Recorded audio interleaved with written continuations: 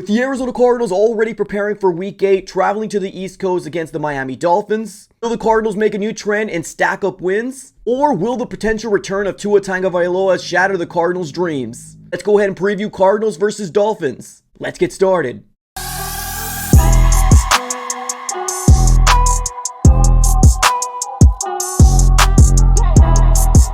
What's going on, everybody? Welcome back into another video. Definitely do me a huge favor, smack up the like button and subscribe for more Arizona Cardinals content. On this channel, we're covering the Arizona Cardinals throughout the entirety of the 2024 season, so subscribe it up. It's absolutely for free. All right, everybody, let's go and get started here. Let's go ahead and preview Week 8 Cardinals versus Dolphins, and it's just so wild, right? It's so crazy that we're already talking about Week 8 in the NFL season. Now, the Cardinals currently right now are sitting at 3-4 on the season, while the Miami Dolphins currently are sitting at 2-4. They had an early bye week, and they're trying to get things right for their organization. Now, as of right now, obviously both these teams want to win. We got a potential return of their franchise quarterback in Tua Tagovailoa, and then we got the Cardinals organization that is trying to get a level of consistencies and hopefully start to stack up wins. Now, when we're looking at the history of both these two teams, we don't play the Dolphins very often. It almost kind of seems like it's once every 4 years that we play the Dolphins. Last time we played them was back in 2020. They beat us by 3 points. The one before that was in 2016. They beat us by 3 points. And the one before that was in 2012. So we don't really have a good feel on what this Miami Dolphins team really is, or what the matchups kind of look like, or what the history shows.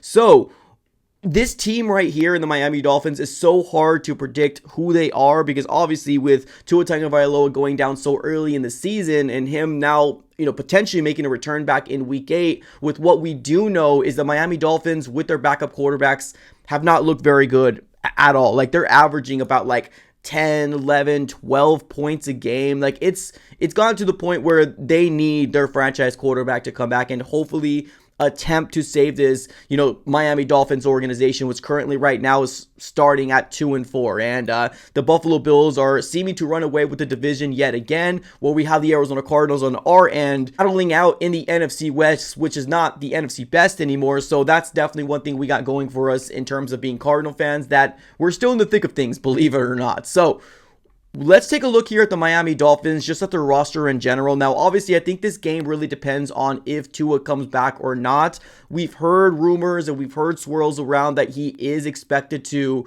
play in this game, but he does need to pass concussion protocol first. Right now, I know there's going to be a lot of eyes on this game, specifically because of Tua Tagovailoa. There's been a lot of stories, a lot of opinions out there about him potentially not playing football ever again because of the constant concussions that he's been getting.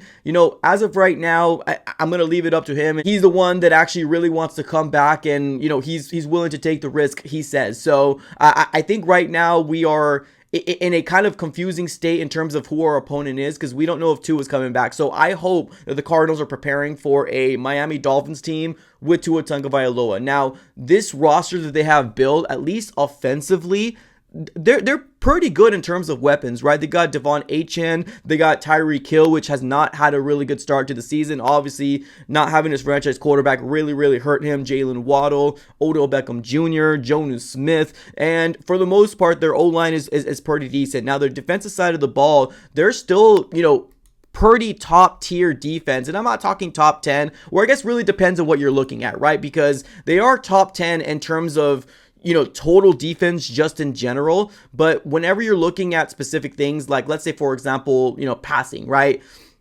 For the passing, they're pretty up there, but in terms of being able to stop the run, they're not the best at that. Now, you can attribute that to their offense not producing very much, keeping the defense on the field too long, and of course they end up getting tired out. So you can kind of attribute that to kind of anything, but with what we're seeing right now per the numbers, hope the Arizona Cardinals game plan is to have a run first mentality, right? Now, that is the mantra of what the Arizona Cardinals are in the 2024 season, and I'm all for it. But one of the things things I would love for the Cardinals to obviously implement is to get these wide receivers available, right, and get the rock over to them. We have yet to see a consistent connection between Kyler and Marvin, but it's not just Kyler and Marvin, it's kind of Kyler and the rest of the wide receivers, right? We're not seeing a consistent product across the field. Now, our run game has been the identity of what this Arizona Cardinals in the 2024 season is, with Kyler using his legs, with obviously James Conner being one of the best running backs in the NFL. So that is our identity as of right now.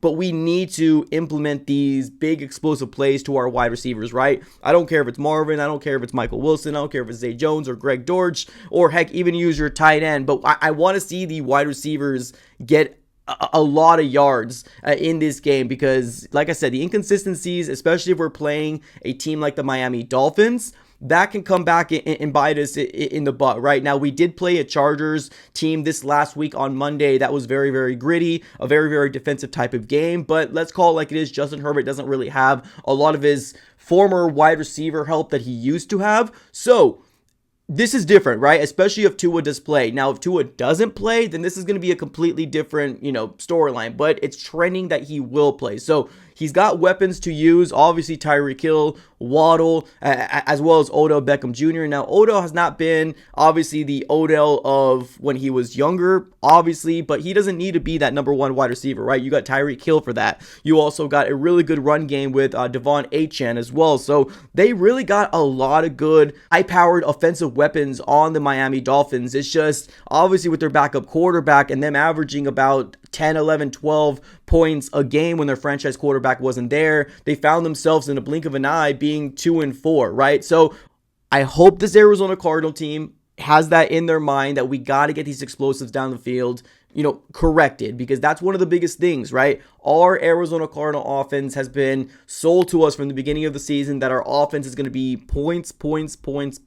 And honestly, I'm actually more content or actually happier with our defense, believe it or not, heading into week 8, just because we're seeing the inconsistencies with our offense, and we need to see a little bit more, especially if we want to start stacking up wins here. And like I said before, we're so fortunate that the NFC West right now is not the best out there, so that's one thing that we definitely got going for us here. So looking at the Miami Dolphins defense in general, they're pretty good, right, with what they have been given at the quarterback position. And of course, like I said, if they're not constantly scoring points, they're probably on the field a lot, but they got a lot of good defensive weapons on their defensive side of the ball as well. Now, of course, Jalen Ramsey was a former shutdown cornerback at one point, but they also got players like Calais Campbell, right, a familiar name for, Cardinals fans. I know there were some Cardinal fans out there that wanted him to come back here, to play with us in 2024. Unfortunately, that didn't happen, but they also got people like Kendall Fuller, Jordan Poyer. So they got some pretty familiar names for obviously known names around the NFL. Overall, looking at the stats, what seems to be the weakest part of their defense seems to be being able to stop the run. Right now, in week 3, they played the Seattle Seahawks, obviously with the backup quarterback. They ended up giving up 100 rushing yards. And then against the Miami Dolphins, they ended up giving up 106 rushing yards. And then against the Patriots, they ended up giving 151 rushing yards. So we're seeing a team that gives up a lot of yards on the ground. And guess what? The Cardinals are predicated to us being a very, very run-heavy type of team. So this might work out to our favor. Now, here's the thing. We have seen defenses stack the box up on the Cardinals offense, saying, Kyler, you beat us with your arm, right? Which can work as long as we have the connection with our wide receivers, which, like I said before, the inconsistencies of what we've seen from Kyler with the deep ball or Kyler Murray and the wide receivers dropping balls been very, very unfortunate to see, because we just haven't been able to see a big, consistent key when it comes down to using our wide receivers in this offense. So I think run heavy should be the style that we're running into this Miami Dolphins team. They definitely seem to be a team that's susceptible to obviously the run, and if the Cardinals can establish a run game and keep that ball in the hands of Kyler Murray and keeping our offense out there, obviously converting third downs, and then obviously hopefully executing on those explosive plays, maybe 1 or 2 a drive, I think that will be the key to success here for the Cardinals to potentially win this game.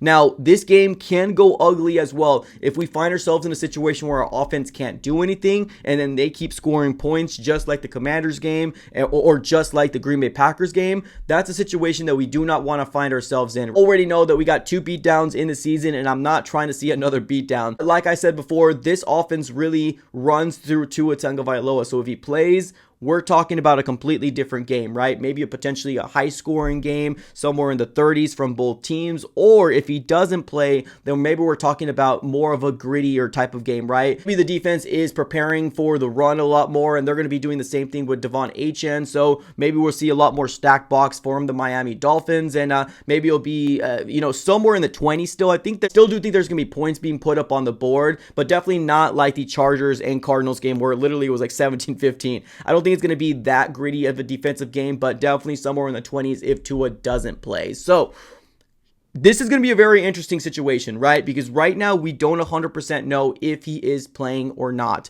But there's a lot riding on this game for the Cardinals, potentially going to 4-4, back up to 500. It will kind of silence a lot of people out there that has a lot of question marks about Marvin, Kyler, and his coaching staff just in general. This would be a huge momentum bump for the Cardinals if they go into Miami and come out with the W. Now, the biggest question mark for us, obviously, is the Arizona Cardinals defense. We really do not know what defense we're going to see. Are we going to see a defense that only holds offenses to field goals? Are we a team that's going to shut out an offense in the second half? Or are we going to be a team that just allows points in every single drive, right? We do not know what defense is going to be showing up here in Miami. I do not like the idea that a West Coast team goes to the East Coast and plays on that 10 a.m. slot. But we got to play the schedule that's in front of us, and obviously all the excuses are out the door as of right now. I do believe and I have confidence that this defense can cause a turnover or two. What I'm looking for is that our offense is giving us consistent points, whether that's a touchdown or a field goal, or even just being able to getting our wide receivers involved in a consistent basis. But ladies and gentlemen, what are your thoughts on this game, Miami versus the Arizona Cardinals? Let me know what your guys' thoughts in the comments. Appreciate y'all for tuning in as always. Have a great rest of your day, and go Cardinals.